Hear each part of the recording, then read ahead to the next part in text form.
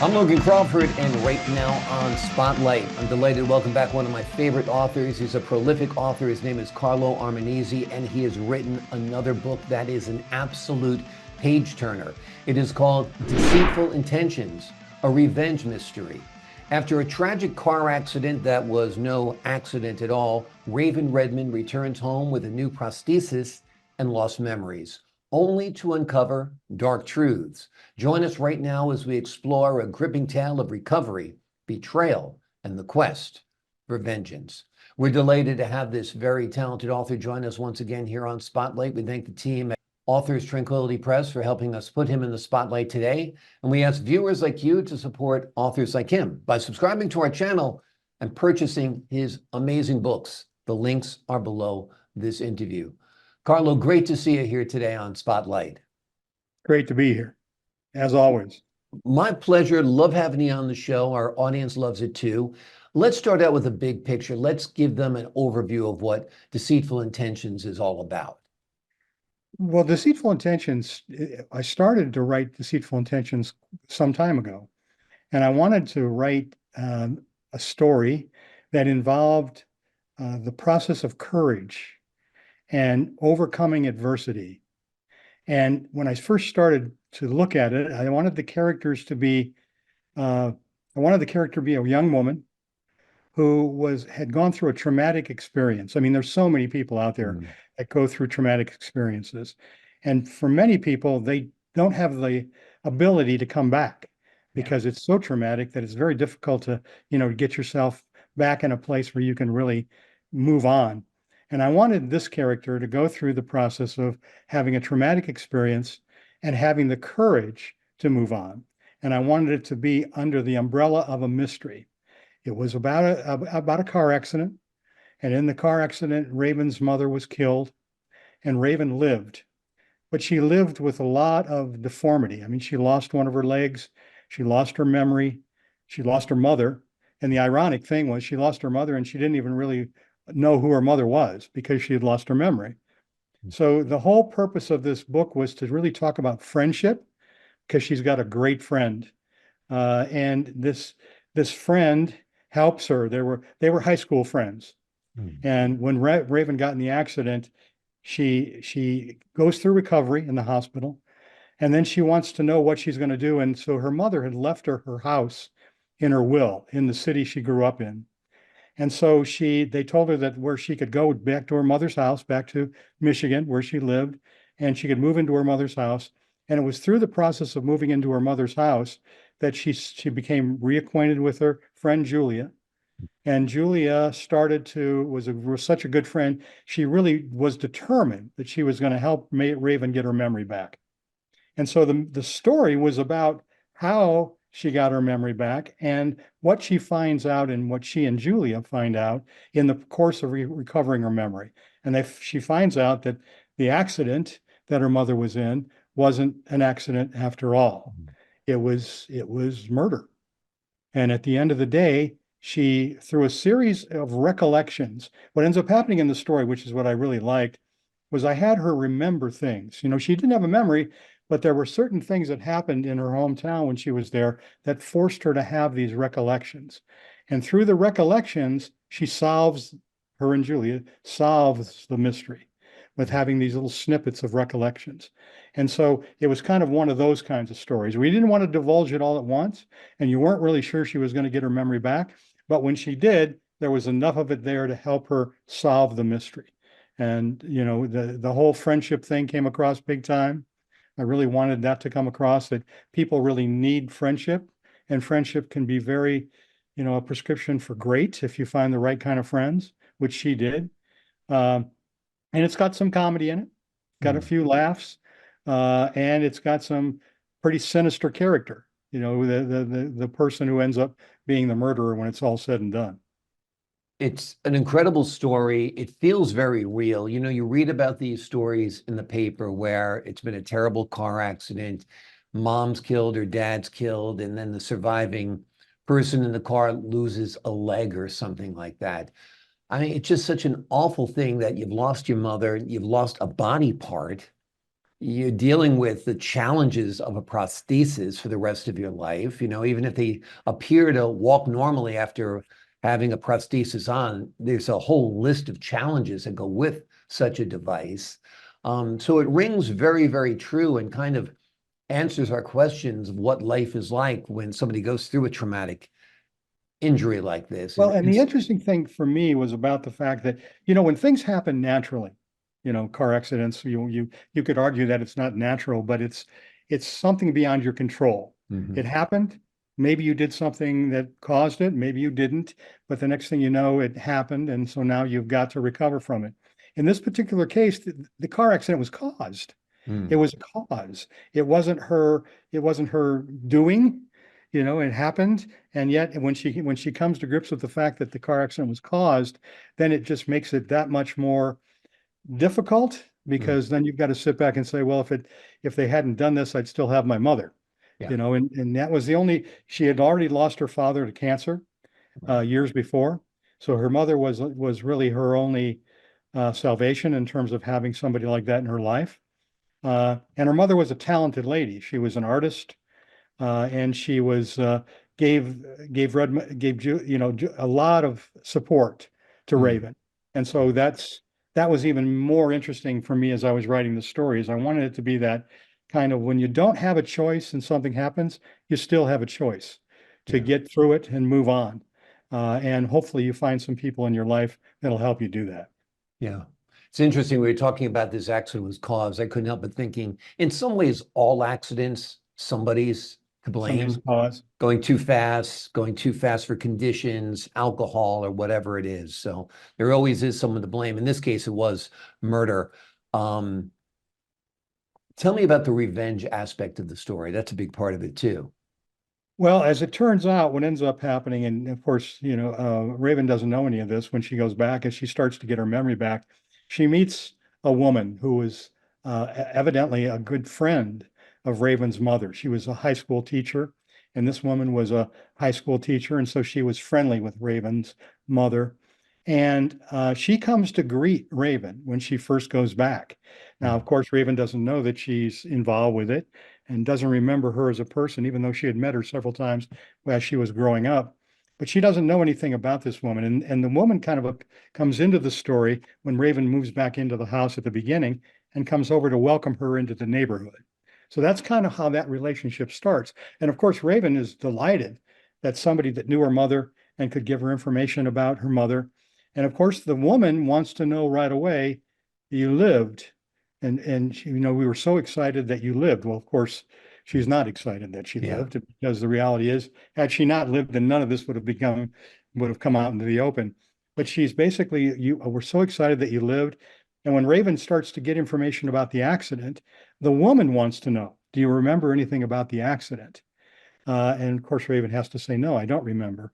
And so she even provides Raven with some newspaper accounts of what happened, the woman does. Well, as it turns out in the story, the woman was the killer. She was Mm. the one. The woman's husband had an affair with Raven's mother.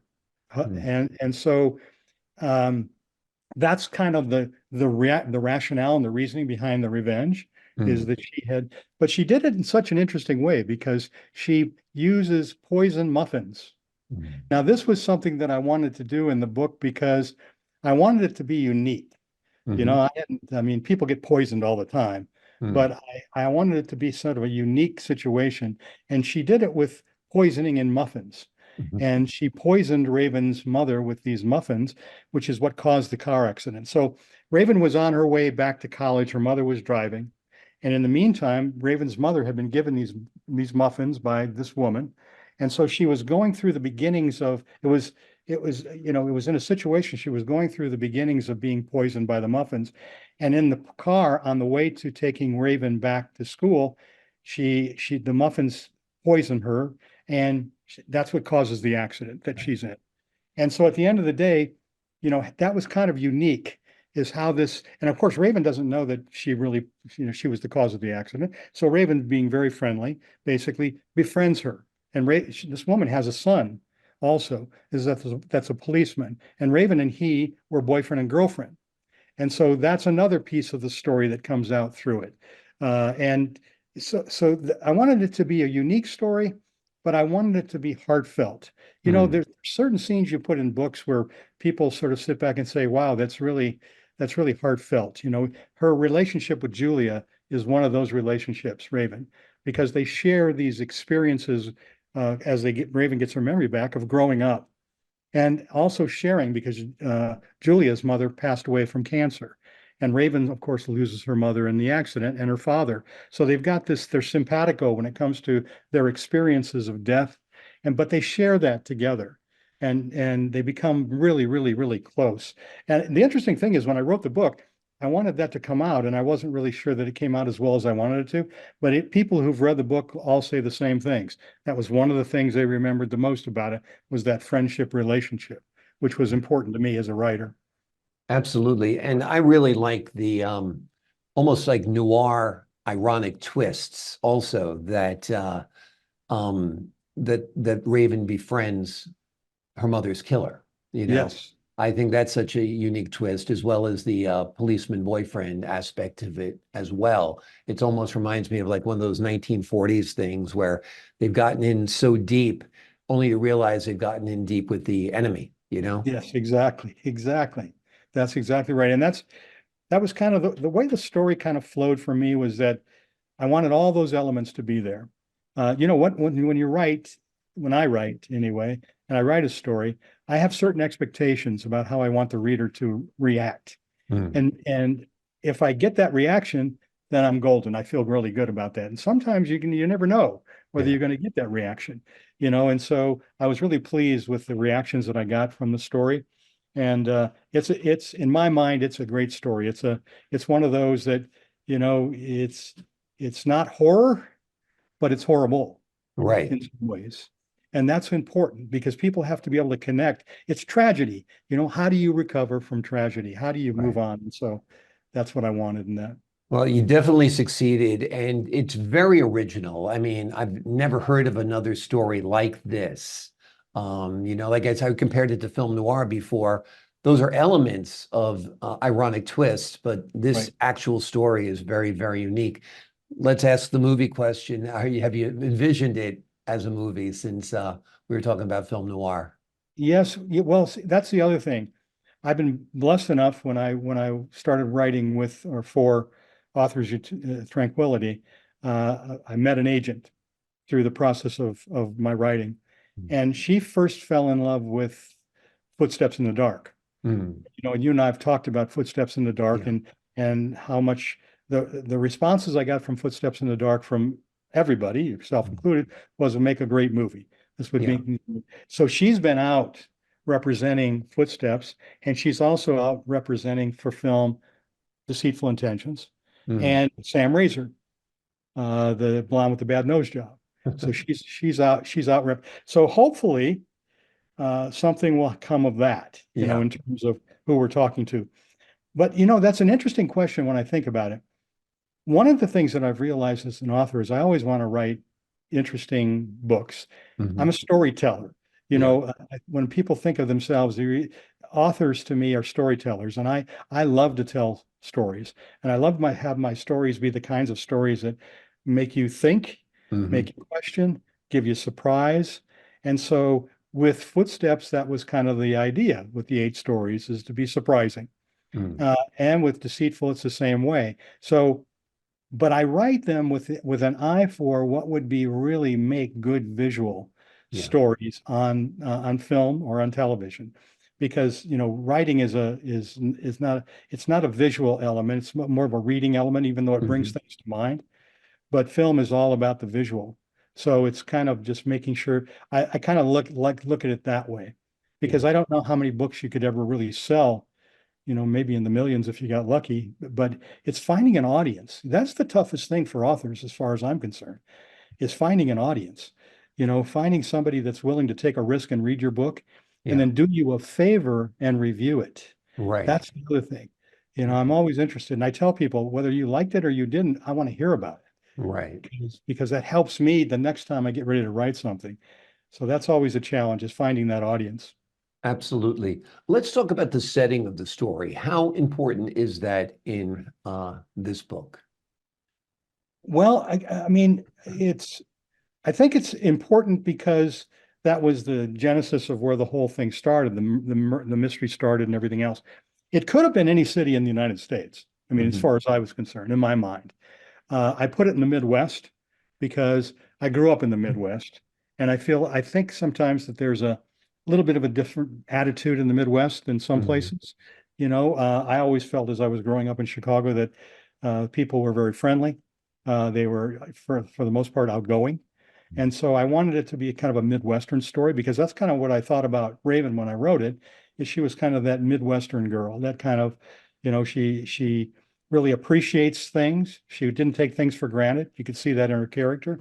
So having it take place in the Midwest but that was almost incidental for me. It could have been Florida. It could have Right, been, Vegas. It could have been any place because the crux of the story took place when you were there.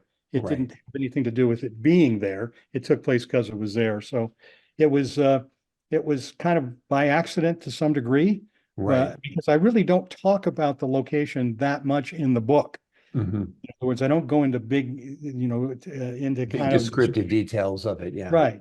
I mean, I'll describe the house she grew up in and the neighbors and the people.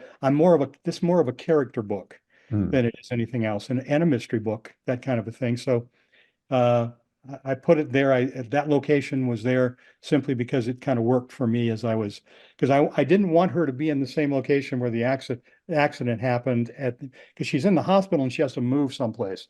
And I wanted to force her to have to go someplace because that was really going to have to make her confront the accident and be Mm. able to confront her getting better, that kind of a thing. So that was kind of the deal behind that. Have you thought about working on an audiobook of this? I mean, you got such a great voice, a great speaking voice. I think you'd be a terrific narrator on your book as well. You know what? That's interesting that you said that because I've been thinking about that. And in Hmm. fact, I was online the other day and I was looking at somebody's out there. They're doing a lot of AI audiobooks now. Oh, really? Okay. Yes. And the only reason that that's interesting is because you can do the narration yourself, but it's so much less expensive Hmm. than having to do, other kinds of audiobooks.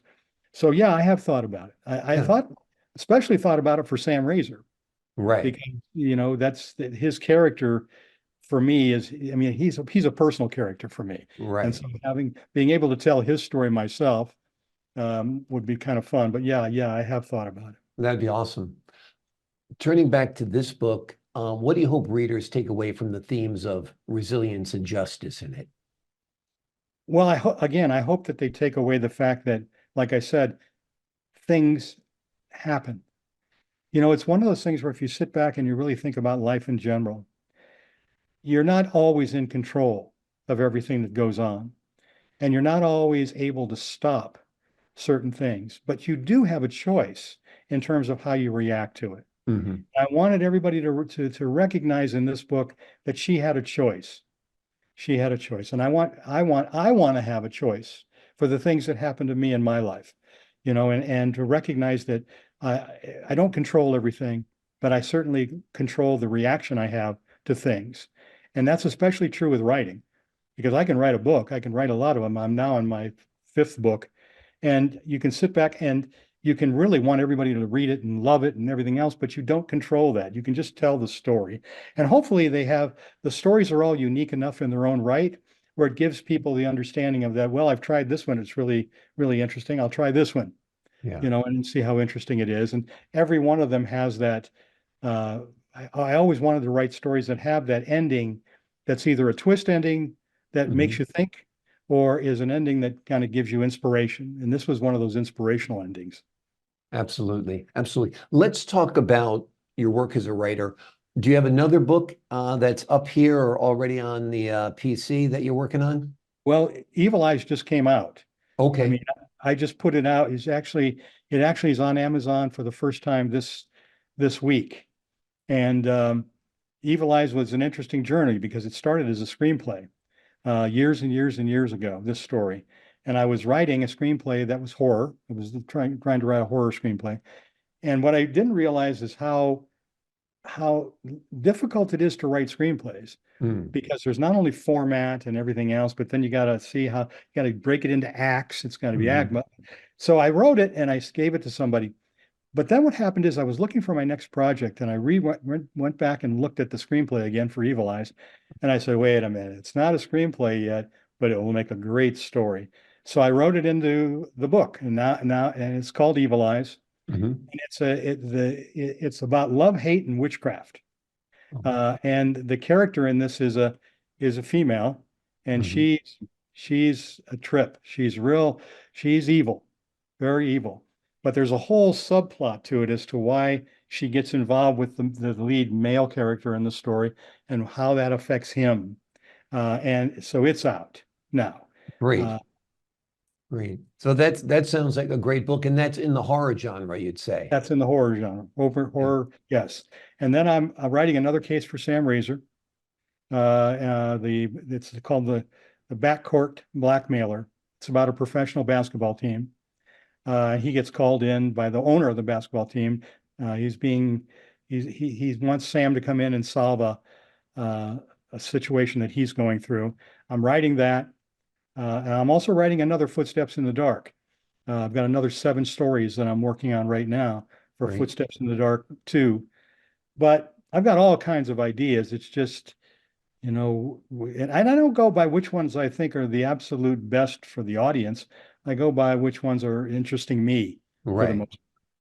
Well, I think if it's interesting to you, there's other yous out there. You know what I mean? So if it's something Yes, you're really interested, something you're really invested in, I think that'll actually bring out your best work as opposed to saying, well, what's on the bestseller list right now? Okay, books about New England. Let's write a story in New England, whatever it is. So I do think following your own passion is a great idea. Glad to see another Footsteps in the Dark is coming out. And for the folks at home who don't know it, this is a collection of stories almost along the lines of like a little Twilight Zone-ish type of yes, thing. Tell the folks yes. a little bit more about that. We'll go through all your anthology here. So Footsteps, Footsteps started out with, in my mind, as being short stories. Mhm. I wanted to have shorts, and I wanted it to be good versus evil. Because in the world, whether we want to agree to it or not agree to it or admit it, there's a lot of evil, Yeah. and there's a lot of good. And I wanted it to tell the story of the fact that each of these short stories told the tale of someone who was evil, was trying to take advantage, and what happens to you when you do, that there Mm. is an end result. And so, in my mind, I'll watch the news all the time. When somebody does something really weird or really evil, I'm always cheering for the result that they're going to get their payback, that they don't just get away with it, Right. even though there are a lot of people that get away with it. But I Yeah. didn't want that to be the case. So these short stories, this compilation was 8 short stories. They're not all horror and they're not all supernatural, but they're all good versus evil. And the Mm. reasons people do things. For instance, one character in the book is an aging actress and Mhm. she's growing old. And she doesn't want to grow old because what's happening, she's losing parts to all these young actresses that are coming up. So she's trying to figure out what she's going to do. She doesn't really realize it. And so she starts to really investigate what can help her. And she finds she's going on location in Africa and she goes through this, I guess what you'd call it is a shop. And in this shop, she meets this old woman who tells her, "I know who you are. I know your movie career and who you are, and I know what your problem is and what your challenge is." And so she doesn't. The woman says, "You're afraid of growing old, and I've got just what you need to keep you from growing old." And she gives her a potion. That's the name of the story. It's called The Potion. But she also gives her the caveat that if you take this potion, there are ramifications if you don't take it right. You can Mhm. only take 1 drop. You can only do it here. You can only do that. And if you do, then you'll stay young forever. Well, of course, this is what Mona needs to hear. She's going to be young forever with this potion. But the fact of the matter remains, as we all do, once she gets the result and it works, she decides that the little that she's taking will only be better if I take more and more. And the warning she gets from the old woman is if you take too much, it'll stop working. And you have to take this for the rest of your life. Otherwise, you will become a decrepit old woman. And so what ends up happening, that's what happens. She Yeah. takes it she's so, and her, of course, she gets beautiful and her career takes off, but she doesn't stop taking it. And she ends up being in a situation where she has to take it, but she runs out of the potion. She doesn't know what to do. She's almost out of the potion. And so she goes back to Africa to try to find this old woman, and the old woman's not there anymore. So she can't find her. And now she can't fall in love with anybody because she can't divulge the fact that she's really on this drug, and Mhm. that if she runs out of this drug, she'll be a decrepit old woman. But she ends up meeting an actor who she wants to have a relationship with. And as it turns out at the end of this story, she finds out that she's out of the potion. She's going to turn into this old woman, but the man she's in love with, the other actor, he's also on the potion, and he's just enough for the two of them. And Amazing. that's how it That's is. such a great ironic twist at the end as well. Black Mirror, here are some Yeah. scripts that are ready to go. Great Yes. stuff. I'm glad you broke out that story and reminded us of it once again because it's absolutely terrific. You can almost picture an old Gloria Swanson playing the Yes. role and maybe Yes. a younger version of her playing her younger self. Yes. We've got a few more minutes. Let's talk a little bit about one of your favorites, one of my favorites, because I love film noir and private detectives and all that. Sam Razor, blonde with the bad nose job. Let's talk a little bit about that. Yeah. Sam Razor. So I want to say years ago, I fell in love with the name Sam Razor. And so Mhm. much of that had to do with, the other major detectives that were out there. They all had Sam Spade and all these. He had to have kind of a name that, was Philip reminiscent of. Marlowe, Sam Yeah, Spade. exactly, Yeah, exactly. exactly. So Yep. I came up with the name Sam Razor, and I love the name. And I Yeah. said, well, come on, I wanted to write kind of this comedy mystery. Well, Mhm. not just mystery, but comedy mystery. And I wanted this character to be that kind of comedic uh, detective. He's Mhm. very competent, but he's also quirky. I wanted Right. him to be quirky so that people could remember him for what he was. And then I said, okay, well, now what I need a case that he can go off on. And for me, it was all about the title of the case. Mhm. So I said, what title can I give this thing that people will remember? And that's where I came up with the blonde with the bad nose job. It's And then great. developed the story around the title, basically for Sam. And that's where it all started. And then I went on to write the case. And it got Sam Razor got a lot of good feedback. A lot of people read it, thought it was funny. Everybody likes the title. I mean, if you don't, Yeah, it's hard exactly. to get by the title. I think that's how it works. And me spending time in LA and you spending time in Vegas, we've seen a lot of blondes with bad nose jobs in our time, that's for That's sure. exactly Now right. we've got another Sam Razor mystery coming out. You teased it Yeah. a little bit. You're working on that, right? Yes, it's called it's about a guy who owns a professional basketball team in LA, That's right. and he's being blackmailed by somebody in his organization, and he has to figure out who it is. And they're in the playoffs. This team won the championship the year before, and they're back in the playoffs again this year. And the blackmailer, don't know who it is. They want $50 million. Otherwise, they're going to go public with the fact that his star player, who's the reason that he's in the playoffs, has been taking drugs, and who's then using and in order to pay off the drugs that he's buying, he has to throw games. And Hmm. so they're saying, look, if you don't give me the 50 million, I'm going public with the fact that you're star player, which he realizes that if that happens, then they'll have to get the guy off the court while they do a whole analysis of whether it's true. And it's a comedy mystery. I like the fact I love basketball, especially this time of Mhm. the year with the playoffs. I Yeah. love basketball, and this is kind of one of those. So it's got a lot of characters in it, a lot of good characters. Um, it's always interesting because I always start with titles. Mhm. I always come up with tricky titles and then try to build Sam into it once I come Right. up. And the backcourt blackmailer kind of worked for me when I was thinking about it. Awesome. Awesome. It sounds great. I love the fact that the books are not only thrilling, but they're also quirky and funny too. I think it's a winning combination because people really want to be entertained when they're reading. Yes, they can get caught up in the story and what's next or who's this going to be and that kind of stuff, but making it funny and making them laugh from time to Right. time really seals the deal for me. The name of this book is Deceitful Intentions, a Revenge Mystery by Carlo Armenise. After a tragic car accident that was no accident at all, Raven Redman returns home with a new prosthesis and lost memories, only to uncover Dark Truths. It is a great read. You will love it. Some laughs in there as well. Lots of twists, lots of irony, and very memorable characters written by our very prolific guest, Carlo Armenise. Carlo, thanks so much for joining us here today on Spotlight.